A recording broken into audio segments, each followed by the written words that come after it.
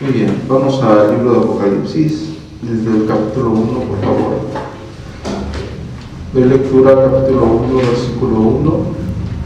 La revelación de Jesucristo que Dios le dio para manifestar a su siervo las cosas que deben suceder pronto, y las declaró enviándola por medio de su ángel a su siervo Juan, que ha dado testimonio de la palabra de Dios y del testimonio de Jesucristo y de todas las cosas que ha visto.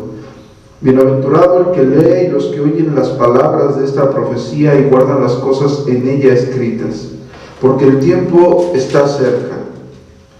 Juan, a las 7 iglesias que están en Asia, gracia y paz a vosotros del que es y que era y que ha de venir, y de los 7 espíritus que están delante de su trono, y de Jesucristo el testigo fiel, el primogénito de los muertos y el soberano de los reyes de la tierra, al que nos amó y nos lavó de nuestros pecados con su sangre, y nos hizo reyes y sacerdotes para Dios su Padre. A él sea gloria e imperio por los siglos de los siglos. Amén. He aquí que viene con las nubes, y todo ojo le verá, y los que le traspasaron, y todos los linajes de la tierra harán lamentación por él. Sí, amén. Yo soy el alfa y la omega, el principio y fin, dice el Señor, el que es y que era y que ha de venir, el Todopoderoso. Muy bien, vamos a partir desde el versículo 1 en nuestra exposición. La revelación de Jesucristo que Dios le dio para manifestar a sus siervos las cosas que deben suceder pronto, y las declaró enviándolas por medio de su ángel a su siervo Juan. Primero, en el primer texto estamos viendo que la revelación de Jesucristo, es decir, la revelación es de Jesucristo, pero se la dio Dios. La revelación de Jesucristo que Dios le dio, es decir, Jesucristo está en esta revelación, está subordinada al Padre, el Padre está ejerciendo la revelación misma, se la está dando a Jesucristo. ¿Para qué? Para manifestar a quienes, a sus siervos, las cosas que deben suceder pronto, y las declaró por medio de su ángel a su siervo Juan. Estamos viendo que la revelación de Jesucristo es dada por Dios para dar a conocer algo por medio de su ángel, y la está manifestando a su siervo Juan. Ahora, cuando Jesucristo comunica la revelación que ha recibido en este momento, se convierte él en el mismo revelador del mismo mensaje. En esta ocasión estamos viendo desde el principio, no se están separando la palabra Jesús y no se está separando la palabra Cristo, sino en el mismo mensaje el apóstol Juan lo está poniendo el nombre Jesús, el Señor, el Cristo, Jesucristo como lo está manifestando como el restaurador del pacto, es decir, el apóstol Juan está queriendo establecer, nos está enseñando por medio del mensaje desde un inicio, como está escribiendo con las mismas palabras, que Jesucristo es aquel que nos restauró con Dios. Jesús es el Cristo. Desde el inicio está hablando de la grandeza del pacto, de la promesa, Jesucristo, que Dios le dio para manifestar a sus siervos. La palabra siervos es la palabra doulos, ¿sí? Sirviente, esclavo. Es la palabra que se usa en Jeremías, en hebreo, pero es la palabra que se usa en Jeremías en el capítulo 7, verso 25, cuando está diciendo sus siervos los profetas. Es decir, un pueblo de Dios, el pueblo de Dios que hace la voluntad de Dios. Las cosas que deben de suceder pronto. Ahora, aquí hay un juego de palabras muy interesante que cada uno de nosotros debe de saber para entender el libro de Apocalipsis, y para que nadie se confunda con el hecho del orden en que aquellas cosas pueden ocurrir o cuando ocurrieron. Porque si nosotros no tenemos en cuenta que el griego koiné es muy rico en significados, y lo mucho que puede significar una palabra o la construcción gramatical de una palabra, nosotros podemos ver que lo que está aquí escrito en el primer verso puede propiciar a que las personas piensen que aquello que está narrado en los demás capítulos, en todos los capítulos, tuvo un suceso inmediato, por lo cual aquello ya fue establecido. El juego de palabras que está ocupando el apóstol Juan es Adei Genestai, lo que debe ocurrir pronto. Primero, la palabra Dei denota que es necesario el control de Dios en este establecimiento de dicho evento. Ahora, está usando el Genestai, el tiempo aoristo del infinitivo, que viene a ser un constantivo para abarcar el tiempo desde principio a fin. Es decir, lo que debe suceder pronto, pero lo está ubicando en el control de Dios desde aquel momento en que va a ocurrir, desde aquel momento en que empiezan a ocurrir aquellas cosas relatadas por Apocalipsis, hasta el fin o hasta la consumación de aquellas cosas. Es lo que está indicando en el griego koiné. Ahora, dice, pronto está usando la palabra tajos, que es un espacio breve de tiempo. Voy a parafrasear lo que está escrito aquí. Está diciendo lo que debe ocurrir pronto en un espacio breve. Empezarán a ocurrir lo relatado en el libro, que abarca desde el principio hasta el fin, refiriéndose como un inicio al contexto de lo ocurrido de las 7 iglesias, es decir, desde el principio lo que estaba, la revelación que se le está dando por parte de Dios a Jesucristo, que da a su ángel para manifestar las cosas que deben de suceder pronto, es decir, lo que iba a ocurrir o iba a empezar a ocurrir bajo el control mismo de Dios, bajo el contexto de las iglesias a las cuales se le está enviando el mensaje a las 7 iglesias, y que iba a abarcar desde el principio hasta la culminación de los tiempos. Ahora,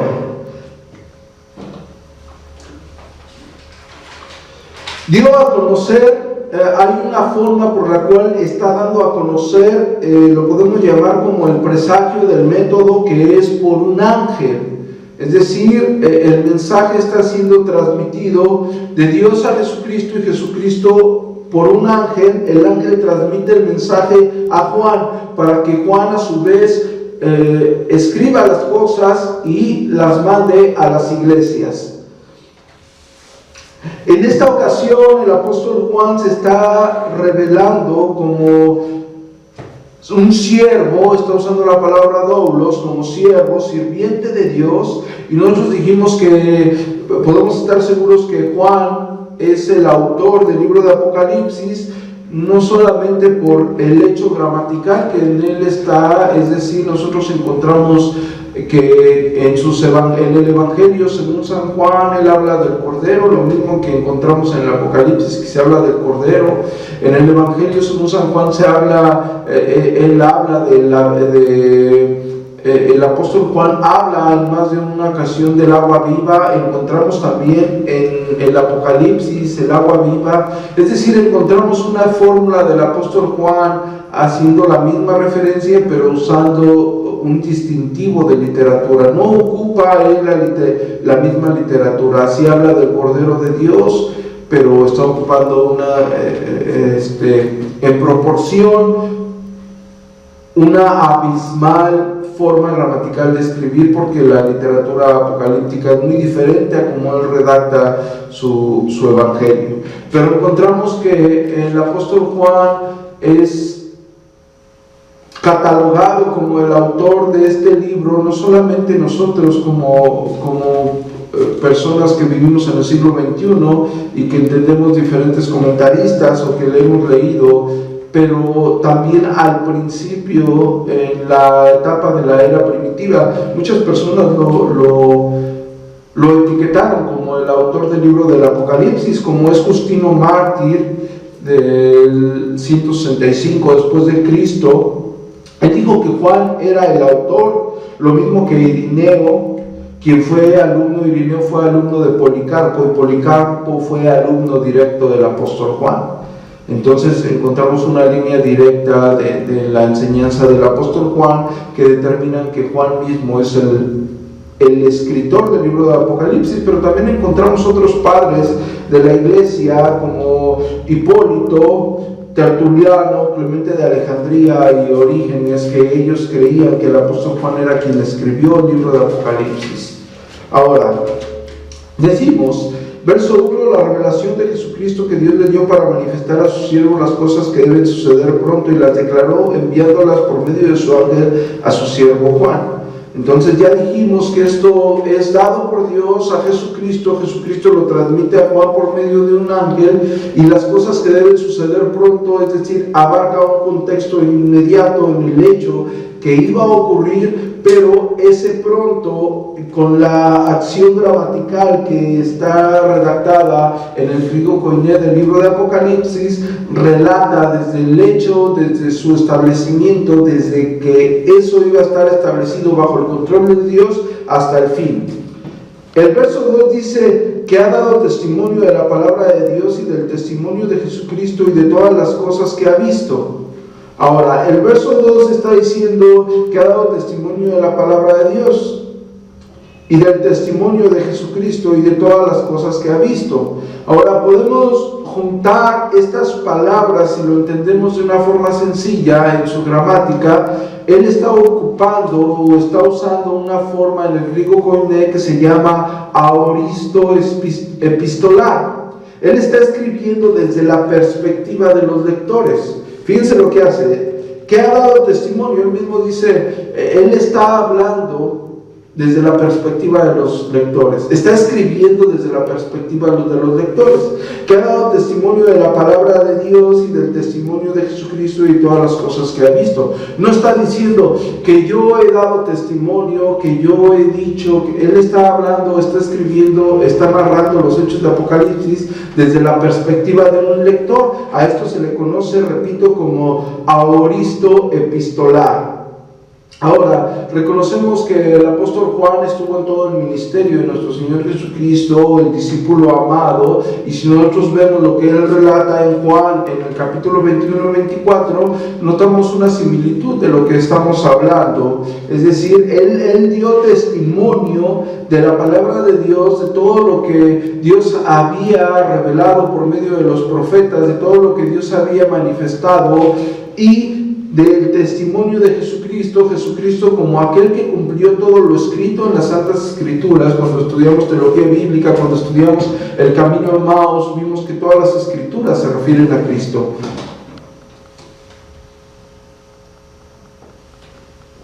Todas las Escrituras hablan de la grandeza de Jesucristo como nuestro mediador, como aquel que murió por nuestros pecados. Ahora, él está diciendo, y de la palabra de Dios y del testimonio de Jesucristo y de todas las cosas que ha visto.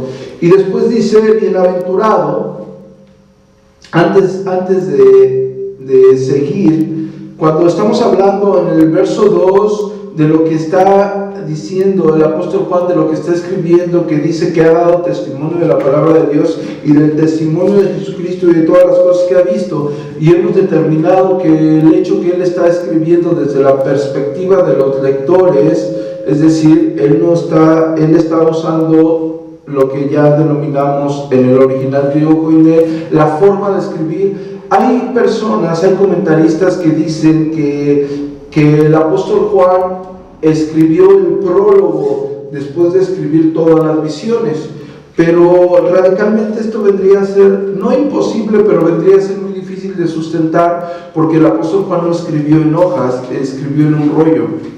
Entonces, dejar espacio para escribir el prólogo, para empezar, no era acostumbrado, era difícil.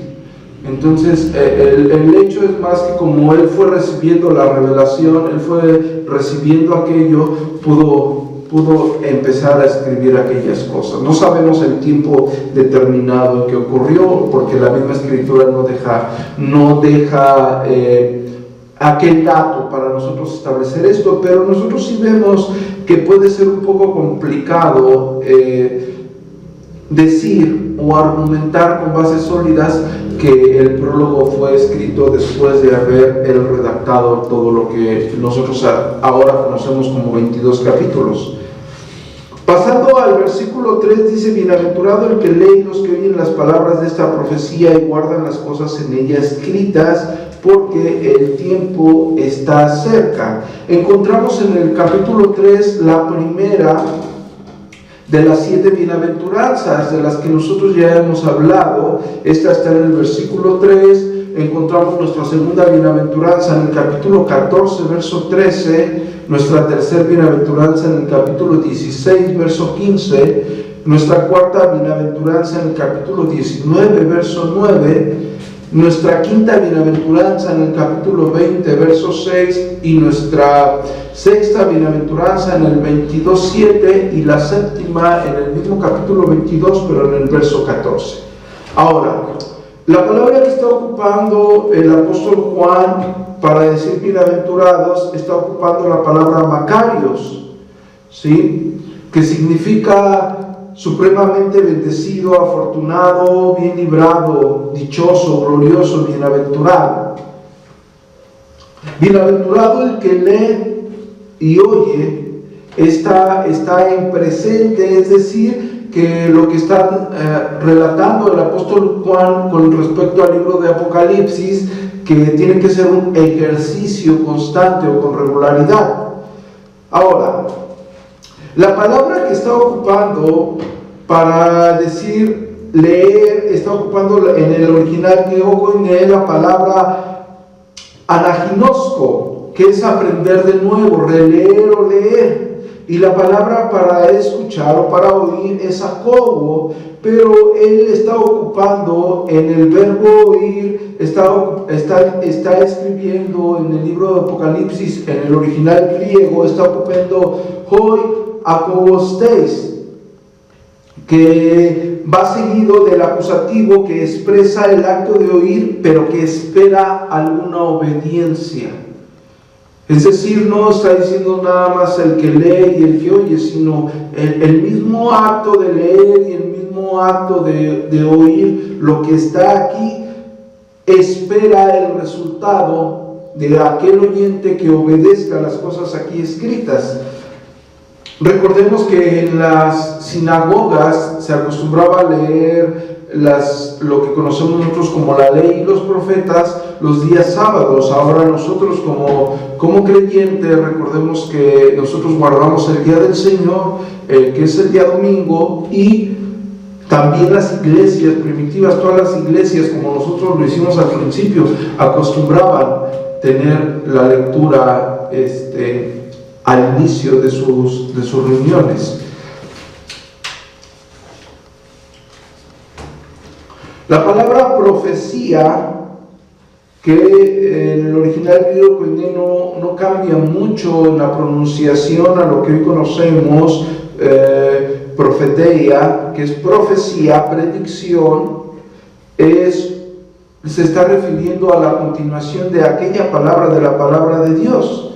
Ahora está diciendo en el verso 3, bienaventurados los que leen y los que oyen las palabras de esta profecía. Es decir, bienaventurados aquellos que constantemente están leyendo y están oyendo y están, el mismo acto de oír, están obedeciendo aquellas palabras de esta profecía, que es la continuación de lo que Dios ya ha establecido o ha delegado. Y guardan las cosas en ella escritas, porque el tiempo está cerca. Guardar, la palabra guardar en el original griego goiné es la palabra teleo, que es retener para fines personales, mantener sin cesar, guardar, conservar, custodiar, reservar. Es decir, para el beneficio personal, porque lo necesitamos espiritualmente, nosotros retenemos lo que en el libro de Apocalipsis está escrito. En ellas escritas, la palabra grafé lo que está haciendo en el participio pasivo perfecto, es decir, lo que ha sido escrito, gegrafena, es lo que está en el original griego goiné, que es la acción. Hablando del tiempo en que está redactado en el libro de Apocalipsis, ocurrió, es decir, tiene un efecto, lo escrito tiene un efecto duradero desde el presente hasta el futuro.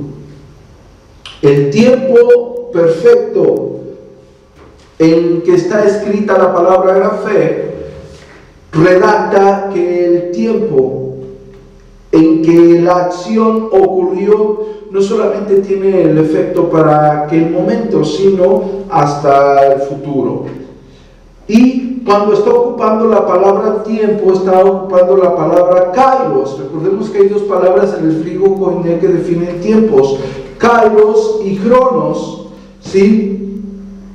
Agustín deja un comentario con respecto a la utilización de la palabra kairos del original griego koiné, y él la data que los griegos la usaban para establecer la temporada, es decir, una temporada de calor, una temporada de cosecha, la temporada exacta en que algo estaban acostumbrados a esperar. Kairos, el diccionario Certeza no recalca la continuidad abstracta del tiempo, sino más bien el origen divino del contenido de ciertos momentos en la historia. Repito, no recalca la continuidad, estoy hablando de la palabra kairos, abstracta del tiempo, sino más bien el origen divino del contenido de ciertos momentos en la historia.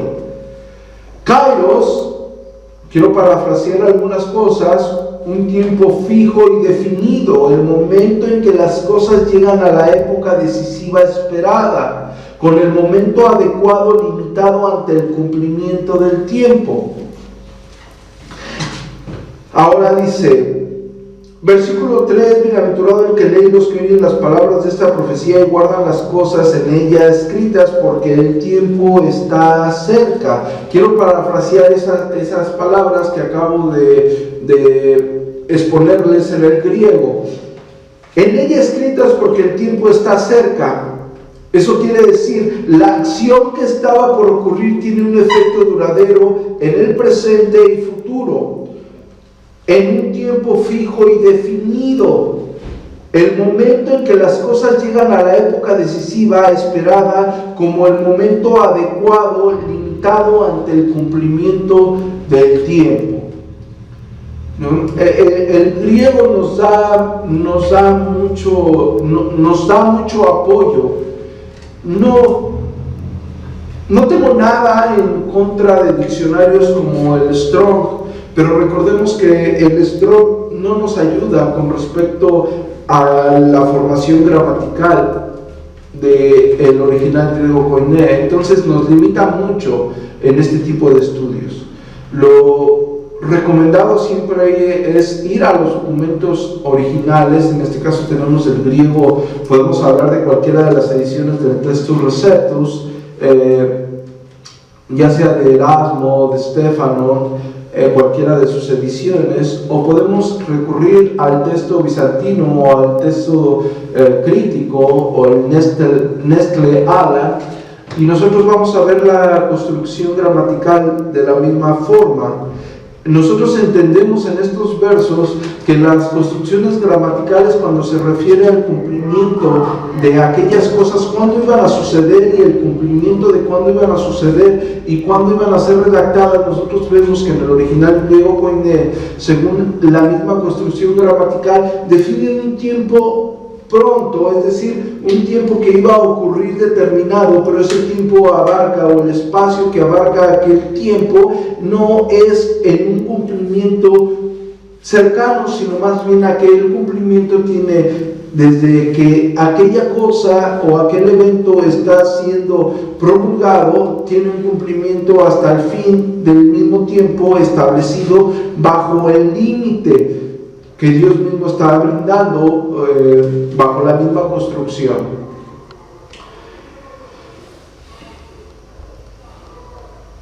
Versículo 4. Juan, a las 7 iglesias que están en Asia, gracia y paz a vosotros del que es y que era y que ha de venir, y de los 7 espíritus que están delante de su trono. Primero, ustedes tienen en sus manos un mapa que habla de las 7 iglesias. ¿Cuál a las 7 iglesias que están en Asia? Esas 7 iglesias es en la parte occidental de Asia Menor, que es Éfeso. Tiene el nombre aquel mapa: Éfeso, Esmirna, Pérgamo, Tiatira, Sardis, Filadelfia y Laodicea. Después dice gracia y paz, gracia, un favor, paz, lo que hay en el corazón de cada creyente. De hecho, es un uso común. Si nosotros vemos lo que el apóstol Pablo redacta en Filipenses en el capítulo 1, o el apóstol Pedro en su primera carta, nosotros vemos que era un uso común para los habitantes de aquella época, no solamente para los cristianos. De hecho, hay comentaristas que aseguran que los griegos también ocupaban este tipo de salutaciones. Ahora, nosotros vamos a ver la construcción desde el versículo 4 hasta el versículo 6, 4 y 5. Estaríamos viendo que el saludo viene por parte de la Trinidad, lo que el apóstol Juan está diciendo. Dice, Juan a las 7 iglesias que están en Asia, gracia y paz a vosotros, del que es, que era y que ha de venir, y de los 7 espíritus que están delante de su trono, y de Jesucristo, el testigo fiel, el primogénito de los muertos, y del soberano de los reyes de la tierra, al que nos amó y nos lavó de nuestros pecados. Bueno, en esta parte del versículo 5 ya entra una doxología, pero nosotros vemos que en el del verso 4 al 5 establece primero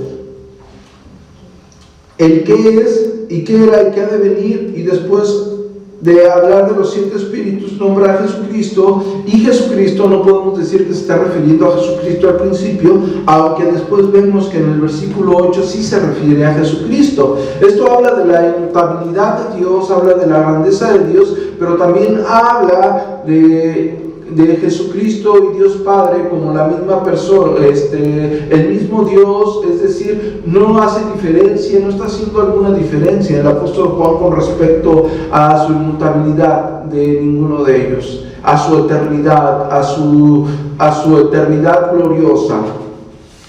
Ahora, el saludo enviado por la Trinidad es primero el que es, que era y que ha de venir, hablando, como ya dijimos, la inmutabilidad de Dios del pacto. Si ustedes van a Éxodo capítulo 3, verso 14, del 14 al 18, en lo que conocemos como el yo soy, o que la escritura se refiere como el yo soy. Después dice los 7 espíritus. Recordemos que el 7 es un número simbólico que habla de completo, de perfección. Dice los 7 espíritus. Si estamos en el versículo 4, después de que era y que ha de venir, dice de los 7 espíritus que están delante de su trono.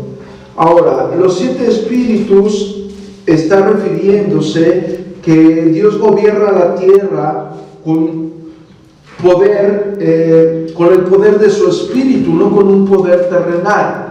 Cuando estamos hablando de los 7 espíritus en perfección, estamos hablando de la acción misma, de la plenitud de la operación de Dios por medio del Espíritu Santo en la tierra. Es decir, estamos hablando de la gracia común y de la gracia salvadora o la gracia redentora, que Dios gobierna por medio de su Espíritu Santo toda la tierra, que Dios tiene el control absoluto de todo ser viviente en esta tierra, que Dios tiene todo en sus manos y todo bajo control. Él es soberano sobre todas las cosas. De hecho, hay una forma similar en la escritura de Zacarías, en el capítulo 4, desde el verso 2 y verso 6. Él hace una referencia similar al hecho de que no será por la fuerza, sino por el poder de su mismo Espíritu, y dice el Señor Todopoderoso. Entonces, cuando se está refiriendo a los 7 Espíritus de Dios, está haciendo simbólicamente el hecho de que Dios gobierna toda la tierra la operación misma del Espíritu Santo en toda la tierra, el control mismo de Dios, tanto en su Santa Iglesia, en sus creyentes, como en los no creyentes. Recordemos que en ese momento la iglesia necesitaba un mensaje de consuelo y de confort, porque la iglesia estaba siendo perseguida. Entonces, que tengan en cuenta que Dios, por medio de su Santo Espíritu, gobierna toda situación existente. Nosotros tenemos que tener en cuenta eso, que Dios gobierna toda situación existente. Por algo suceden las cosas, Dios tiene el control absoluto de todo. Y después dice, versículo 4, versículo 5, y de Jesucristo, y empieza o le da 3 características a Jesucristo. Le dice: el testigo fiel, el primogénito de los muertos y el soberano de los reyes de la tierra.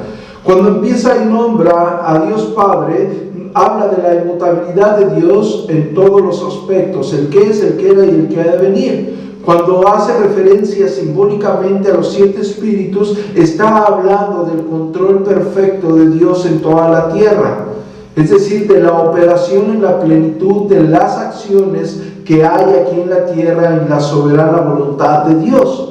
Y cuando está hablando y de Jesucristo, le nombra testigo fiel. Primero, testigo fiel habla acerca del ministerio, está hablando del ministerio terrenal de Jesucristo. Yo les voy a pedir que me acompañen todos a el Salmo 89, por favor.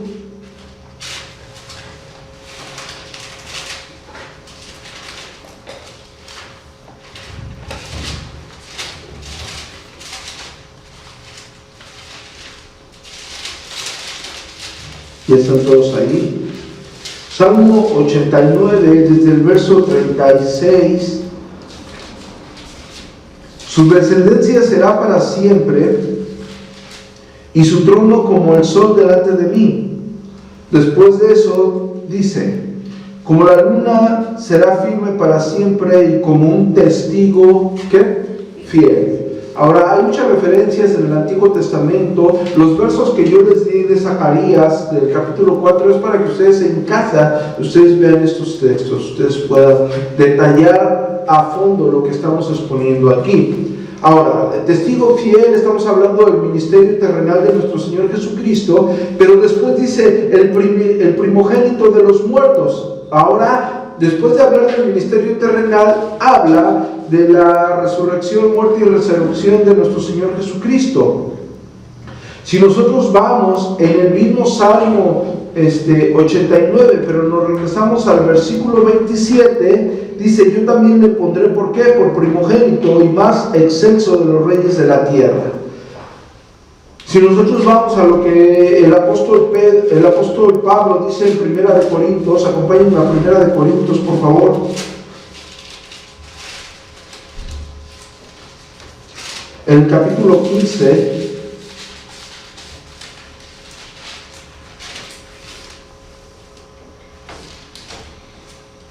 verso 20: mas ahora Cristo ha resucitado de los muertos, primicias de los que durmieron es hecho. Porque por cuanto la muerte no entró por un hombre, también por cuanto la muerte entró por un hombre, también por un hombre la resurrección de los muertos. Porque así como en Adán todos mueren, también en Cristo, ¿qué? Todos serán vivificados, pero cada uno a su debido orden. Cristo las primicias, luego los que son de Cristo en su venida. Ahora, si nosotros nos regresamos a Colosenses, vamos a Colosenses, por favor. En el capítulo 1, desde el verso 15 dice: Él es la imagen del Dios invisible, el primogénito de toda creación, porque en Él fueron creadas todas las cosas, las que hay en los cielos y las que hay en la tierra, visibles e invisibles, sean tronos, sean dominios, sean principados, sean potestades. Todo fue creado por medio de Él y para Él. Él es antes de todas las cosas, y todas las cosas en Él subsisten. Él es la cabeza del cuerpo, que es la iglesia. Él es el principio, el primogénito de entre los muertos. Él es el que es el principio, el primogénito de entre los muertos, para que en todo tenga la preeminencia, por cuanto agradó al Padre que en él habitase toda plenitud, y por medio de él reconciliar consigo todas las cosas, así las que están en la tierra como las que están en los cielos, haciendo la paz mediante la sangre de su cruz. Ahora estamos hablando cuando el apóstol Juan está diciendo, vamos a Apocalipsis por favor, cuando el apóstol Juan está hablando en el capítulo 4 y capítulo 5, que no están desligados. Y el capítulo, y Jesucristo, el testigo fiel, el primogénito de entre los muertos y soberano de los reyes de la tierra, es decir, testigo fiel, el ministerio terrenal, primogénito de entre los muertos, está hablando de su muerte y resurrección en todos los aspectos, y soberano de los reyes de la tierra, está hablando de su exaltación. Ahora vemos que el saludo implica la Trinidad, pero la implica, está el apóstol Juan estableciendo la grandeza de toda la obra redentora, desde la inmutabilidad de Dios, que el que es, el que era y el que ha de venir, desde el control de Dios mismo como un Dios soberano en todo lo que existe, en toda la tierra, nombrado a los 7 espíritus como algo perfecto, completo, algo en que tiene el completo control de todas las cosas como un rey soberano. Y después vemos que dice soberano de los reyes de la tierra, como el hecho de la exaltación de Jesucristo, como lo vimos ya en el Salmo 89, versículo 27. Después empieza en la parte B del mismo capítulo 5, les digo, del versículo 5 del capítulo 1, dice: al que nos amó y nos lavó de nuestros pecados con su sangre. Y el versículo 6 dice: y nos hizo reyes y sacerdotes para Dios su Padre, a él sea la gloria e imperio por los siglos de los siglos. Amén. Empieza lo que conocemos como la doxología, pero empieza con el Evangelio. En el versículo 5 dice: al que nos amó y nos lavó de nuestros pecados con su sangre, es decir, el amor perfecto, glorioso, inmutable y misericordioso de Dios para las criaturas que no merecíamos.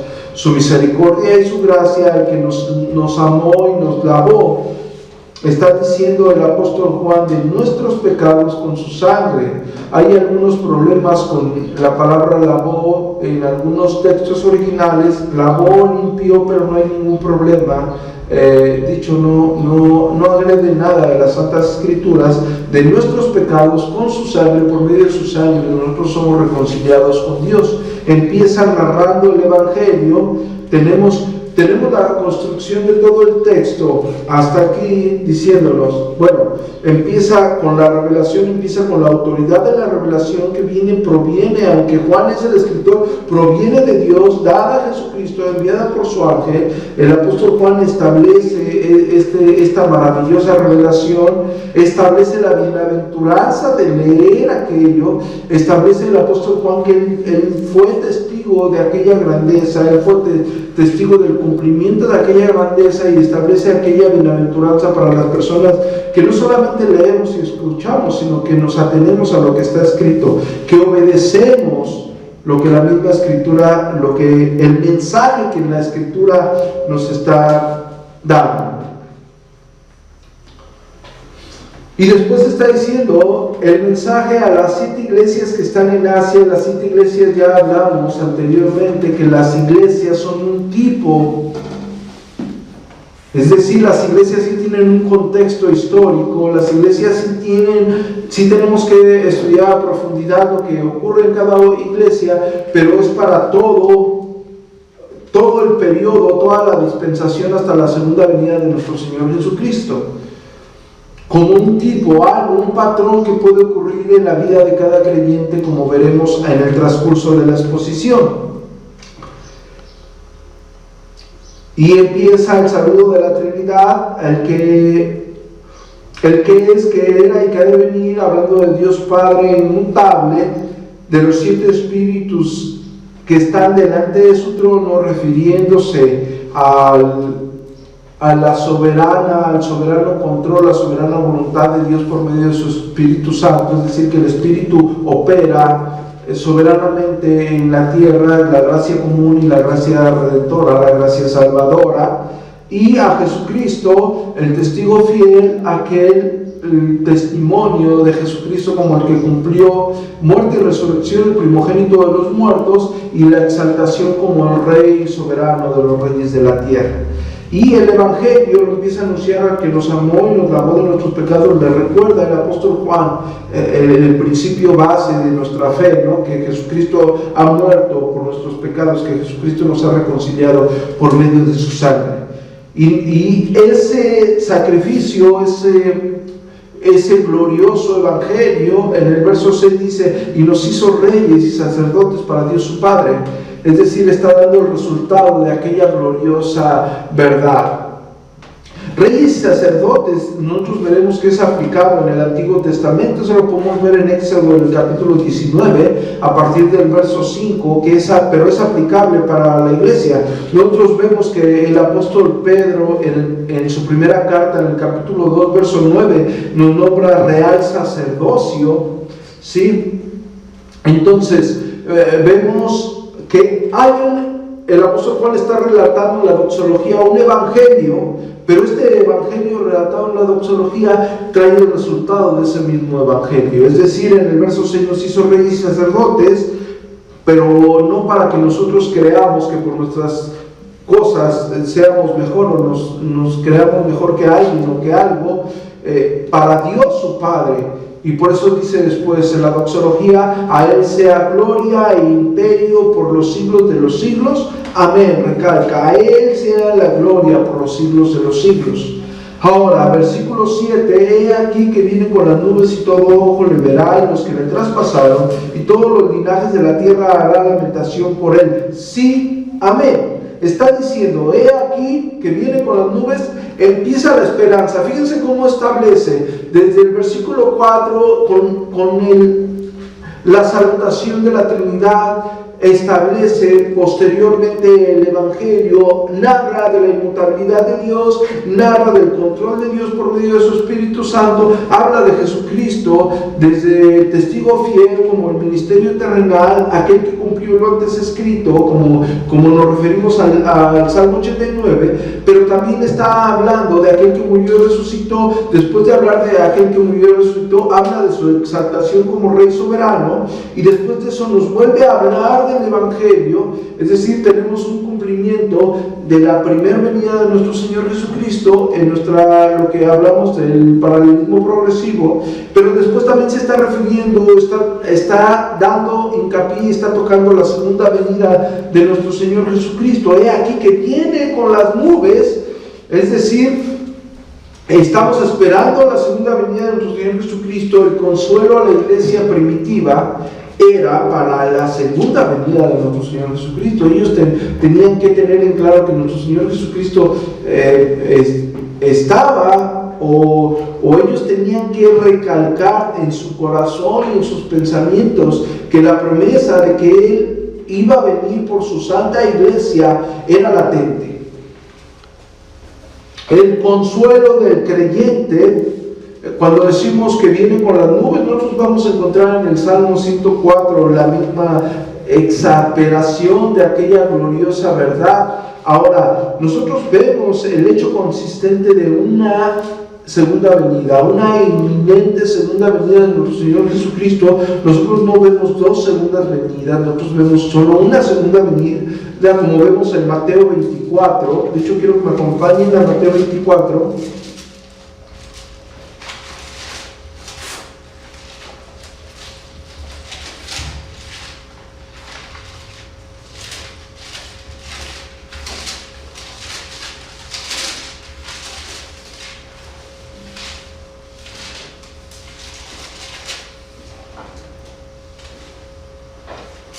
Versículo 29.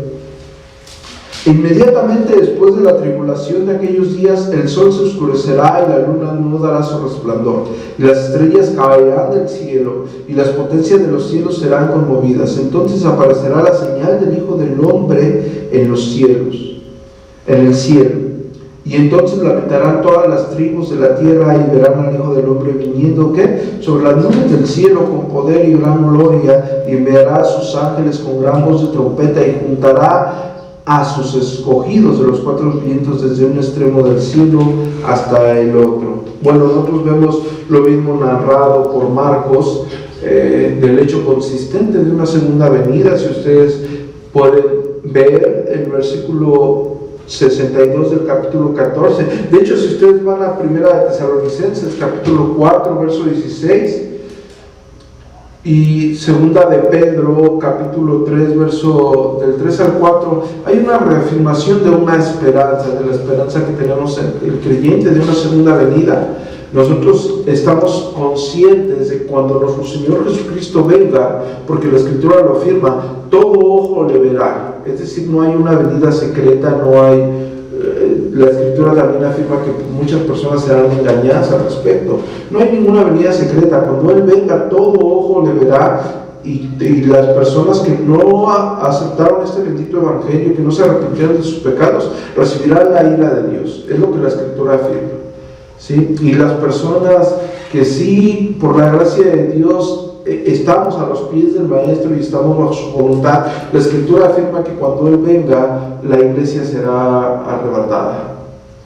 Y en ese momento llegaremos, es decir, lo recibiremos, seremos arrebatados, y Él vendrá a la tierra y ejercerá el juicio, lo que la Escritura conoce como el juicio. Posteriormente hablaremos a profundidad de él. Ahora, está diciendo, volvemos a Apocalipsis, y los hizo reyes y sacerdotes para Dios su Padre, refiriéndose, recordemos que la literatura apocalíptica que está relatando el apóstol Juan tiene una saturación de figuras y de símbolos, pero todo está respaldado en el Antiguo Testamento, como los textos que les estoy dando. No nos estamos deteniendo en esos textos porque yo quiero que ustedes vayan a casa y estudien. Queremos avanzar, es un libro grande y queremos explicarlo a detalle, pero queremos que esto sea, o vayamos redactándolo con más soltura. Y nuestros reyes y sacerdotes para Dios su Padre, Él sea la gloria e imperio por los siglos de los siglos. Sea aquel que viene por las nubes, y todo ojo le verá, y los que le traspasaron. Cuando está hablando que los traspasaron, no solamente estamos hablando en el hecho de la cruz de aquellas personas, de aquella persona que lo traspasó, porque si no se estaría refiriendo que la ira de Dios viene solamente sobre aquella persona que le traspasó, pero no es así. Cuando está refiriéndose a lo que los traspasaron, se está refiriendo de una forma simbólica o figurada a todas aquellas personas que rechazan el Evangelio. Es decir, que todas aquellas personas que rehúsen el Evangelio, en primera instancia estaba hablando de aquellos judíos, de aquellos griegos de primera época, pero como vimos el tiempo, la gramática del griego koiné, que se refiere a las cosas o al transcurso de las cosas en suceso, se refiere a todas las personas en todas las eras, después de la venida de nuestro Señor Jesucristo, que rehúsen creer en Él. Y todo ojo le verá a los que le traspasaron, y todos los linajes de la tierra harán lamentación por él. Sí, amén. Es decir, todos los que han desobedecido, todos los que le traspasaron. Sigue usando el lenguaje de Zacarías. Si ustedes pueden ver Zacarías capítulo 12, versículo 10, el apóstol Juan está saturado de aquel lenguaje que se usa en el Antiguo Testamento. Ahora está diciendo en el versículo 8: yo soy el alfa y la omega, el principio y fin, dice el Señor, el que es, el que era y el que ha de venir, el Todopoderoso. Nosotros vemos cómo en el versículo 4 hay una similitud con el versículo 8, pero bajo el mismo contexto de lo que estamos leyendo, vemos cómo en el versículo 4 lo está aplicando a Dios Padre, pero en el versículo 8 lo está aplicando a nuestro Señor Jesucristo. Es decir, nuestro mismo Señor en el Evangelio según San Juan, Él dice: el Padre y yo uno somos. Es decir, son uno mismo. Ahora, creo que se me pasó algo, pero en el versículo 7, cuando dice harán lamentación por él, la lamentación no significa un arrepentimiento genuino. No estamos hablando que cuando las personas vean que viene nuestro Señor Jesucristo, ellos se van a arrepentir genuinamente, ¿no? O sea, no está hablando de un arrepentimiento genuino, ¿no? El lamento externo, pero no necesariamente algo interno, porque si no la Escritura en varias porciones no hablaría de esa gracia soberana, no hablaría de esa elección de Dios, no hablaría de esa gracia de Dios, no hablaría de que Dios por medio del Santo Espíritu opera, ¿no? Más bien en estos textos está hablando de que habrá una angustia en todas las razas. De hecho, lo acabamos de leer en Mateo, la similitud de Mateo en el capítulo 24, en el verso 30. ¿Sí? Cuando lo vean llegar con poder y gloria, quien se ha negado a reconocerlo caerá en cuenta, pero será demasiado tarde para ellos, ¿no? El Evangelio se ha predicado, se les ha hablado de las buenas nuevas, pero el ser humano odia en su corazón, no quiere absolutamente nada con Dios, con el Dios de la Biblia, no quieren nada, todo lo quieren con su Dios. De hecho, en las iglesias, de hecho, en muchos lugares las personas crean su propio Dios que está alejado de las Santas Escrituras. Quieren hacer lo que ellos pretenden, quieren hacer lo que ellos quieren, como ellos lo formulan, como ellos lo piensan, como les agrada que es mejor. Pero la Biblia no da opciones, la Biblia no te brinda opciones, no te brinda qué piensas acerca de Dios, cómo quieres a tu Dios, qué tipo de Dios quieres. La Biblia es la revelación de lo que Dios es, de lo que Dios determina, de lo que Dios ha delegado, de lo que Dios ya ha establecido. Y el hombre se tiene que apegar a lo que Dios ya ha escrito en su santa palabra, ¿sí? Ahora, las personas harán lamentación porque la Escritura habla de un juicio, de que viene un juicio, hay un juicio para la vida de cada uno de nosotros. La ira de Dios cae sobre la vida de cada uno de nosotros y el ser humano se tiene que arrepentir. Y la persona que no se arrepienta, bueno, hará lamentación, como la misma Escritura lo dice. Querer en cuenta, pero no habrá un arrepentimiento genuino. Y concluimos: yo soy el alfa y la omega, principio y fin, dice el Señor, el que es, que era y que ha de venir, el Todopoderoso. Yo soy el alfa y la omega, son las letras, es la primera letra del alfabeto, del abecedario griego, el alfa, la primera, y la omega, la última, y después lo afirma el principio y fin, dice el Señor. Es decir, está hablando también de su eternidad, el que es, que era y que ha de venir, es decir, su inmutabilidad, perfecto e inmutable, el Todopoderoso. Concluimos. Desde el versículo 1 al versículo 8, la revelación de Jesucristo que Dios le dio para manifestar a sus siervos las cosas que deben de suceder pronto, y las declaró enviándolas por medio de su ángel a su siervo Juan. Dijimos y hablamos de cómo proviene, de dónde proviene, cuál es el origen de este libro, y el origen es Dios mismo, lo da a Jesucristo por medio de su ángel a Juan, y Juan para manifestarlo. Hay un destinatario para la carta, ¿no? Y nos da el nombre de sus siervos, sus sirvientes.